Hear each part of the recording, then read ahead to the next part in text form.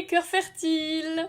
Installez-vous, prenez un plaid, un thé, un chat, bref, mettez-vous à l'aise. Bienvenue dans l'épisode 3.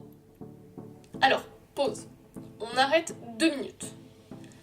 La semaine dernière, j'étais devant mon ordinateur en train de bosser sur le podcast et j'ai eu, une révélation un petit peu gênante.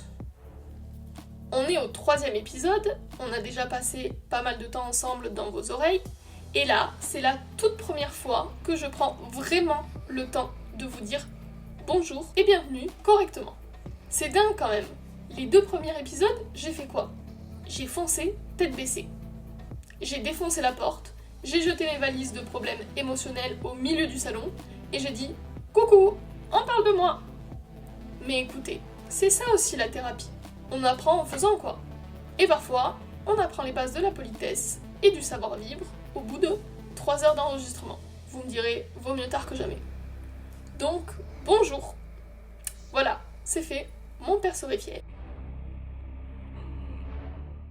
Bref, pourquoi je vous raconte mon histoire de monteuse audio? Parce que cette session de montage de la semaine dernière, ça a été un véritable électrochoc. Pour vous resituer un petit peu la scène, j'étais en pyjama, pas coiffée, un masque sur le visage, en train de monter l'épisode 2. Vous savez, c'est le fameux épisode de Roméo, celui où je pleurniche sur mon sort, je vous parle de dopamine, de cortisol, bref, la chimie de l'amour et tout ce baratin.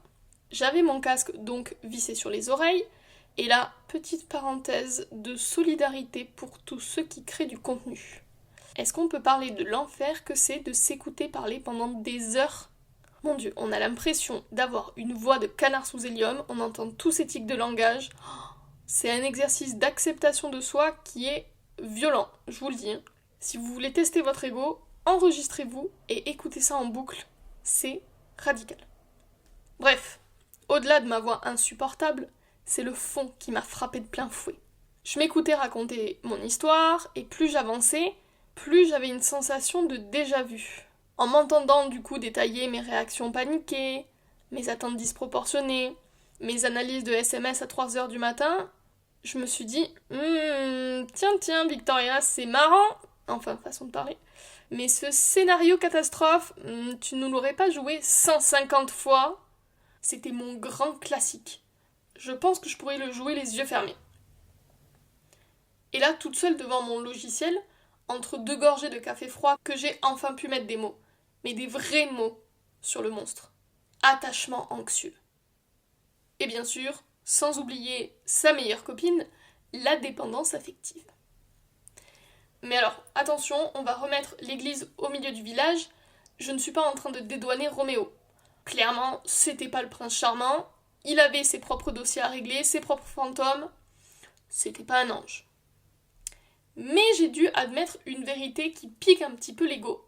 C'est que dans cette pièce de théâtre un peu foireuse, on était 2 sur scène. Et moi, je faisais pas la figuration. Je jouais ma partition à la perfection. Je visais l'Oscar du drame. Et j'ai réalisé en fait que j'étais le cliché. Vraiment. Je suis la définition du dictionnaire Larousse. Je pense que je suis la photo témoin dans les manuels de psycho du profil anxieux. Et même si vous tapez anxieuse amoureuse sur Google, il y a moyen qu'il y ait ma tête qui apparaisse.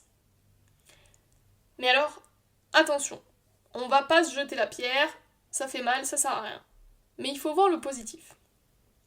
Merci à l'expérience Roméo, parce que c'est à force de se prendre des murs à 130 km/h qu'on apprend à construire des portes, ou du moins à ralentir. Et ce podcast, c'est ça. C'est ma thérapie en temps réel.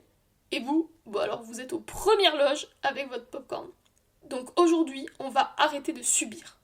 On va arrêter d'être dans le flou et on va jouer à un jeu. Vous allez sortir vos stylos, vos grilles mentales et on va jouer au bingo de l'anxieuse. Le but, c'est très simple.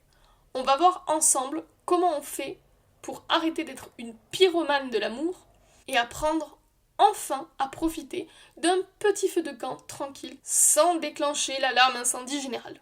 Vous êtes prêts? C'est parti! Bon, sinon c'est quoi un profil anxieux? Si vous voulez les vraies définitions scientifiques avec les citations de John Bowlby et les statistiques de psychologues en col roulé, je vous laisse aller voir sur Google. Gemini sera votre meilleur pote. Moi, je vais vous faire la vraie version terrain, la version folle du bus. Donc imaginez une salle de bingo le dimanche après-midi, sauf qu'au lieu de gagner un jambon et une cafetière, on gagne une crise d'angoisse et 3 boîtes de Xanax. Je vais donc tirer les boules du bingo de l'anxieuse. Et à chaque fois que je décris une situation et que vous vous dites « Oh putain, mais elle a mis des caméras chez moi ou quoi ?» Vous cochez une case. Et vous avez le droit de boire une gorgée de vin à chaque case cochée. Mais avec modération, sinon on va finir l'épisode sous la table. Allez, on sort ses cartons, on prend ses stylos. Moi, spoiler alerte, j'ai fait carton plein. Boule numéro 1, l'expert en criminologie. C'est la base. Dans ces moments-là, je ne suis plus Victoria, je suis un lieutenant de police à la criminelle. Je ne lis pas un SMS, j'examine une scène de crime. Mon but, réunir les preuves accablantes contre le suspect pour prouver qu'il ne m'aime plus. Alors, regardez les faits, et rien que les faits, comparés à la réalité un petit peu décevante. Pièce à conviction numéro 1. L'arme du crime. Mon analyse de procureur. Le suspect a envoyé « Ok, ça marche, point ». Notez bien ce point. Ce n'est pas de la grammaire, c'est une arme blanche. C'est froid, c'est tranchant. D'habitude, il met rien. Mais là, il a mis un mur. Cette absence est une preuve matérielle d'un retrait affectif immédiat. Le suspect a délibérément omis le signe d'affection pour me faire comprendre que c'est fini.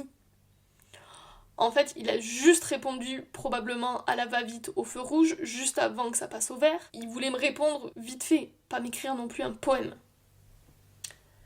Dernière pièce à conviction numéro 3, la chronologie des faits. 42 minutes. Il a mis 42 minutes à répondre, contre une moyenne habituelle de 4 minutes. Ce ralentissement drastique prouve qu'il hésite, qu'il s'ennuie et qu'il cherche un alibi pour ne pas me voir ce soir. En fait, il avait probablement laissé son téléphone en silencieux dans la poche de son manteau, ou alors il était coincé au téléphone avec sa mère qui racontait sa vie. Verdict, je me suis monté un film digne d'Hollywood pour un mec qui avait juste probablement oublié son portable dans sa veste. Allez, on coche la case Sherlock. Boule numéro 2, la perfusion affective. Une fois que j'ai terminé mon enquête et que je suis plus ou moins en panique, qu'est-ce que je fais ? Je vais demander une dose. C'est la perfusion affective. Alors soyons clairs, nous les anxieux, en fait on cherche pas juste de l'amour. On cherche une transfusion sanguine. On a besoin de validation, mais pas juste des mots doux quelques fois par semaine. On a besoin de preuves de vie en permanence. C'est un véritable cahier des charges qu'on impose à l'autre. Les messages. Alors là, il nous faut du débit. Si le téléphone vibre pas, on a l'impression de ne pas exister. Le digital, les réactions à la photo, le like de la story. Pour nous, c'est pas futile, c'est une caresse numérique. S'il regarde sans réagir, mais c'est vécu comme un vent glacial. Et l'initiative, ça c'est le plus important, on veut sentir qu'il y a de l'envie. Si c'est toujours à nous de proposer, ça vaut 0. On veut vraiment qu'il bloque notre agenda pour nous et qu'il s'investisse. Et ça, on peut un peu l'appeler le syndrome du seau percé. Il peut cocher toutes les cases à 14h, donc notre seau affectif est plein, on est rassuré, mais à 14h30, s'il y a un silence, tout a fui par le fond. Le seau est vide, le doute revient instantanément. Est-ce qu'il a vraiment envie ou est-ce qu'il se force ? Et alors là, mon petit cerveau déclenche encore une fois l'alerte nucléaire, ding ding ding ding ding, le sujet ne manifeste plus d'intérêt, danger de mort. Moi, mon petit tic perso, c'est pas demander est-ce qu'il m'aime, c'est beaucoup plus sournois. C'est cette petite phrase qui revient tel un toc dès que l'ambiance change d'un millimètre. C'est le « tout va bien ?» On est en voiture, il parle plus. « Tout va bien ?» Un blanc de 10 secondes. « Tout va bien ?» Je ne le demande pas pour savoir si lui va bien. Je le demande pour vérifier s'il n'est pas énervé contre moi, si tout va bien. Je prends la température de l'eau avant de plonger. Bref, on coche la case perfusion. Boule numéro 3, le siège éjectable. Et si jamais le tout va bien ne me rassure pas assez, je passe à l'étape supérieure. Ma grande spécialité, le sabotage préventif. Le mantra d'une anxieuse, c'est « je te quitte avant que tu me quittes ». C'est une logique tordue, mais implacable. Je pars du principe que dans tous les cas, ça va mal finir, ça c'est écrit dans mon petit script. Alors, pour ne pas subir l'humiliation d'être quittée, je préfère prendre les devants. Je veux garder le contrôle, même si ça veut dire détruire un truc de bien. Donc je vais préparer un petit peu mes valises mentales. Dès que je sens une micro-distance, ou que j'ai inventé une distance à cause du fameux point dans le SMS, je fais les valises dans ma tête. Je me détache. Je me dis, de toute façon il était pas si drôle, et puis franchement ces chaussures, j'aimais pas du tout. Et c'est terrible, je peux préparer mon départ alors qu'on est juste en train de boire un verre. Je suis assise sur mon siège éjectable, la main crispée sur la poignée, prêt à sauter. Ou alors, quand ça se passe bien, et que ça devient un peu plus calme, un peu plus stable, je panique. Je me dis, c'est bizarre, c'est trop calme, donc c'est mort. Alors là, ni une ni deux, pouf, j'active le siège éjectable. En gros, je vais pouvoir provoquer la rupture pour après dire, vous voyez, je savais que ça allait pas marcher. Et ça, c'est un peu exactement ce qui s'est passé avec Roméo. Et avec bien d'autres avant lui. J'ai senti le froid, j'ai paniqué, j'ai tiré la poignée du siège éjectable, game over. Allez, on coche la case sabotage. Et ensuite, la dernière, la boule numéro 4, le mariage ou la mort. Celle-là, c'est celle un peu qui me fait le plus honte. C'est un peu mon rapport au temps qui est complètement pété. Par exemple, avec moi, il n'y a pas de « on verra bien » ou « on vit l'instant présent ». Ça, c'est des phrases que je laisse aux gens sécures. Moi, ça peut être dès le premier rendez-vous, pendant qu'il est en train de me parler de sa passion dévorante pour le badminton, je suis en train de tester si son nom de famille va très bien avec mon prénom. Je visualise notre appart, je me demande si nos enfants auront ses yeux ou les miens. Bref, je vis dans le futur plus 10 ans. Et à l'inverse, s'il répond pas à mon deuxième message, je pars directement dans un futur noir. Il a eu un accident, ou au pire, ça y est, il m'a oublié, il m'a ghosté. De toute façon, je vais finir seule mangée par mes chats. Je suis dans l'incapacité de trouver le juste milieu. Soit c'est l'homme de ma vie, soit c'est un tocard. Il n'y a pas vraiment de zone grise. Chaque interaction est un enjeu de vie ou de mort. C'est d'une lourdeur. Pour moi, le présent n'existe pas. Je vis dans une projection permanente. Et bim, on coche la dernière case. Mais le pire du pire chez moi, la case ultime de mon bingo, le truc qui peut me faire vriller complet, c'est le délai de réponse. Alors, il faut qu'on soit clair là-dessus. Je suis une fille intelligente. Si, je vous assure. J'ai 30 ans, j'ai un cerveau fonctionnel. Même rationnel. Je sais très bien que s'il met 3 heures à répondre, ça ne veut rien dire. Je sais que ça n'a aucun impact direct sur moi, et qu'il a un travail, une vie, des potes, qu'il est peut-être aux toilettes ou en réunion. Bref. Mais ça, c'est mon cortex préfrontal qui parle. C'est la Victoria logique. Le seul problème, c'est qu'en tant qu'anxieuse, j'ai un colocataire dans ma tête, mon cerveau reptilien. Et lui, c'est un peu comme un dinosaure sous cocaïne. Dès que le délai de réponse dépasse ma normalité, mon reptile prend le contrôle. Et là, je vous entends dire, vous, les sécures, on vous adore, hein. Mais Victoria, détends-toi, relativise. Tu connais les accords Toltec ? Accord numéro 2, n'en fais pas une affaire personnelle. Accord numéro 3, ne fais pas de suppositions. Alors, comment vous dire ? Vraiment super conseil, hein. Au top, hein. Sauf que mon petit cerveau reptilien, il a chopé le livre des accords Toltec, il l'a bouffé, il l'a mâchouillé, et là, il est en train de le digérer en sécrétant des litres de cortisol. C'est physique. Me dire de rationaliser, c'est comme dire à quelqu'un qui a la gastro, arrête d'avoir mal au ventre, c'est dans la tête. Non, c'est dans mes tripes. Le silence pour moi, c'est mortel, c'est de l'abandon. Et mon corps réagit comme si j'étais face à un lion. Et je vous assure que c'est un travail titanesque de musculation mentale pour éviter de céder à la panique. Alors stop, on va poser 2 minutes les stylos. Là, je voudrais m'adresser à une partie spécifique de mon audience. Je vais parler aux évitants qui ont dû tomber sur cet épisode par hasard, ou forcés. Là, je vous imagine très bien à l'écoute que vous devez être actuellement en train de faire une crise d'angoisse carabinée. Vous devez être en hyperventilation. Pour vous, ce que je viens de décrire, c'est pas un bingo, c'est un scénario de Saw. Et je vous vois, vous aussi, les sécures, ces êtres de lumière, à côté de vous, qui sont en train de vous tenir le masque à oxygène et de vous tapoter dans le dos. Respire, Jean-Michel, respire. C'est un podcast, elle peut pas sortir de l'enceinte pour te demander où tu étais hier soir. Tout va bien. Alors, on va se calmer. On sait qu'on vous fait peur, nous les anxieuses. On sait qu'on peut représenter tout ce que vous fuyez, vous les évitants. L'invasion, la fusion, le trop-plein. Mais partez pas en courant, hein, parce que avoir une anxieuse dans sa vie, quand on a le mode d'emploi, c'est avoir un petit peu comme une Ferrari. Et oui, on a une mauvaise réputation de folle de bus, mais on a quand même des super pouvoirs que vous aurez jamais.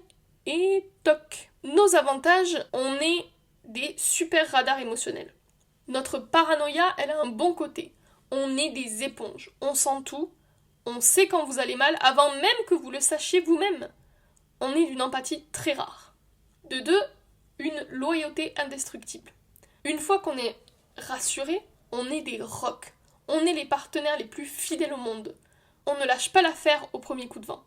Être avec une anxieuse, c'est avoir une supportrice qui croit en vous bien plus que votre mère. Et de trois, l'intensité, le goût de la vie. Avec nous, on s'ennuie jamais. C'est vivant, c'est coloré, c'est passionné. La vie d'une anxieuse, c'est pas un long fleuve tranquille, c'est du rafting. Et franchement, le rafting c'est bien plus drôle qu'une barque, non ? Alors, si vous voulez profiter de votre Ferrari sans vous prendre le platane, j'ai quelques tips pour vous pour apprendre à nous gérer.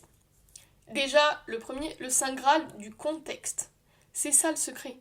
Ne dites pas juste « je suis occupée ». Pour nous, ça veut dire « je te quitte ». Dites juste « je suis en réunion, je te réponds après ». Donnez un petit peu une borne temporelle. Si on sait quand vous revenez, on éteint notre alarme incendie. Et on endort notre petit reptile. De deux, la constance. Pas de chaud-froid. Le chaud-froid, c'est notre essence. Si vous êtes distant le lundi et collant le mardi, mais nous on devient tarés. Soyez réguliers. La régularité, c'est notre Valium. Et, évidemment, interdiction de laisser des boucles ouvertes. Le fameux message « faut qu'on parle », suivi de 4 heures de silence. C'est une tentative de meurtre avec préméditation. Ne faites jamais ça. Pensez à notre cortisol. Et pour vous finir de vous convaincre que je ne suis pas folle, je vais vous faire une petite confession. Il y a quelques années, c'était moi l'évitante. J'étais avec un garçon plus anxieux que moi. Et le miracle de la psychologie a fait que je suis devenue un glaçon. Plus il avançait, plus je reculais. Je me sentais traquée. Et cette expérience m'a appris que les évitants, comme vous, c'est pas des monstres. C'est juste qu'ils sont en survie. Ils essayent de respirer parce qu'on est en train de leur vider leur bouteille d'oxygène. Donc en fait, c'est un peu une danse. Et le but, c'est d'arrêter de s'écraser les pieds. Bon, maintenant qu'on a compris que c'était notre dinosaure le problème, on va arrêter de subir. La sérénité, c'est comme un muscle. Et là, on va aller à la salle de sport mentale. Donc voici, moi, mon programme perso pour désactiver une à une toutes les cases qu'on a cochées. La phase numéro 1, ça va être de faire le grand ménage. C'est la première étape pour licencier notre expert en criminologie. Pour s'arrêter d'enquêter à tout bout de champ, il faut couper l'accès aux preuves. Déjà, on va venir identifier chez nous qu'est-ce qui sont nos déclencheurs. Pour moi, par exemple, c'est le délai de réponse. Ensuite, on va venir virer les gens qui appuient sur nos boutons d'anxiété pour le plaisir. Vraiment, que ce soit des crushs, que ce soit des amis, on vire. À un moment donné, c'est déjà assez compliqué d'être anxieuse comme ça, on va pas se rajouter du problème. Et ensuite, moi, j'ai fait un truc très simple. Et ensuite, troisième point, c'est la tech détox. Ce que j'ai fait, c'est que j'ai viré le statut en ligne et j'ai coupé les notifications et j'ai enlevé aussi la possibilité de voir si l'autre a lu le message. Pourquoi ? Parce que si je ne vois pas quand il est connecté, je ne peux pas calculer son délai de réponse. Pareil pour les vues. Et sans pièce à conviction, pas d'enquête, Sherlock au chômage technique. Phase 2, le terreau. Ensuite, on va s'attaquer à la perfusion affective. Le problème, c'est que notre seau, il est percé. Même quand on essaye de le faire remplir par l'autre, ça fonctionne pas. Ben, la solution, ça va être de venir boucher les trous nous-mêmes. Il faut arriver en fait à décentrer l'autre. Il ne doit pas être le soleil de notre propre vie, nous sommes le soleil de notre propre système solaire. D'accord ? Le gars, c'est juste une planète. Et moi, en fait, j'ai remarqué que j'avais trop de temps de libre. Du coup, j'ai trouvé des occupations. Et donc, à vous de trouver votre occupation, rien qu'à vous, qui vous fait vibrer. Ça peut être n'importe quoi tant que ça vous vide la tête. Si vous voulez vous mettre à la céramique, même si vos bols ressemblent à des cendriers, on s'en fout, c'est vous qui l'avez fait, ça vous a occupé. Que ce soit aller à la boxe pour taper sur des sacs plutôt que d'envoyer un pavé de reproches, on y va. Ou même un truc de mémé comme le tricot ou le puzzle de 1000 pièces. Pour moi, par exemple, c'est les enquêtes logiques. Bref, pas de jugement, chacun fait comme il veut. Le but, en fait, c'est vraiment que votre cerveau soit occupé à chercher, par exemple, la pièce bleue du ciel du puzzle. Pas à chercher pourquoi il a mis un point à la fin de sa phrase. Et moi aussi, j'ai trouvé le podcast. Quand je bosse dessus, je suis fière de moi, je valide tout toute seule, et ça marche, c'est mon terreau. Et miracle, quand mon seau est plein grâce à mes projets, en fait, j'ai plus besoin d'aller mendier des petites gouttes d'attention par SMS. Et enfin, l'étape la plus dure, celle qui va rassembler nos boules numéro 3, donc le sabotage, et 4, la projection, c'est ce que j'appelle la théorie du marshmallow. Ça va être ce moment où la relation s'installe et que ça devient sain. Et donc, pour nous, ennuyeux. On est en manque de drama.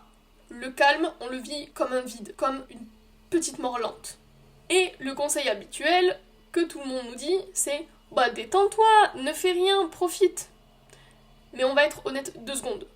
Demander à une anxieuse de ne rien faire pendant que son cerveau tourne à 1000 à l'heure, c'est impossible.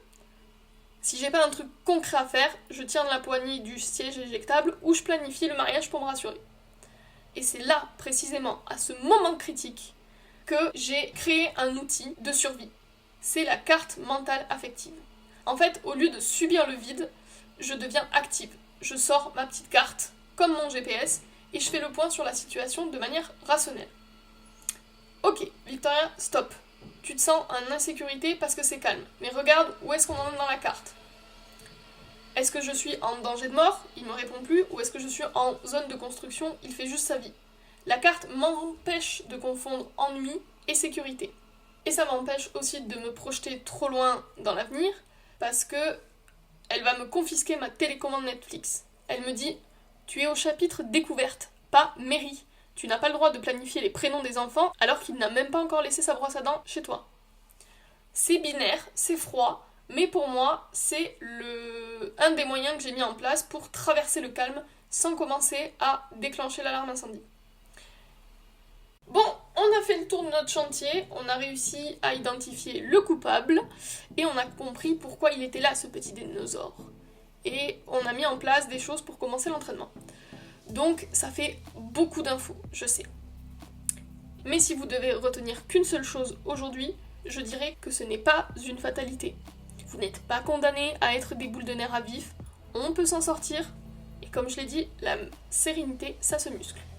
Alors oui, ça va arriver des fois de pas être sécure à tous les coups, de trébucher, de recocher une case de bingo un soir de fatigue. Mais c'est pas grave, c'est humain, c'est ok. L'important, ça va être de continuer à investir dans votre propre paix et votre propre sérénité. C'est le seul placement qui rapporte vraiment sur le long terme. Et si cet épisode vous a fait du bien, s'il vous a fait rire ou économiser une séance de psy, j'ai besoin de vous. Pour faire grandir ce podcast, le carburant, ça va être votre soutien. Alors, petit rituel très simple, sur les applications comme Apple et Spotify, abonnez-vous, lâchez des étoiles, 5 étoiles, soyons fous. Ou si vous êtes sur YouTube, vous connaissez la chanson, on like la vidéo, on s'abonne, et on met un petit commentaire pour nourrir l'algorithme. Et surtout, on n'hésite pas à activer la petite cloche, comme ça, dès qu'un nouvel épisode sort, vous êtes notifié direct. D'ailleurs, on peut aussi continuer la discussion sur Instagram. Venez m'envoyer vos scores du bingo en DM. Je veux savoir si je suis la seule à avoir fait carton plein, ou si on est une armée. Et enfin, on n'hésite pas à faire tourner. Si vous avez reconnu une copine dans le bingo, envoyez-lui le lien Solidarité entre anxieuses. Ou au mieux, envoyez cet épisode à votre humain préféré. Oui, votre chéri, votre date, celui qui rame pour vous comprendre. c'est le meilleur moyen de lui donner le mode d'emploi. Bon par contre, prévenez-le avant, dites-lui de préparer son masque à oxygène, histoire qu'il ne nous fasse pas une syncope en découvrant l'intérieur de notre cerveau. Pour le rythme, on se retrouve 2 fois par mois, ça nous laisse le temps de digérer et de laisser nos muscles émotionnels un petit peu se reposer. D'ici là, soyez douce avec vous-même et par pitié, laissez vos marshmallows tranquilles. Salut les cœurs fertiles!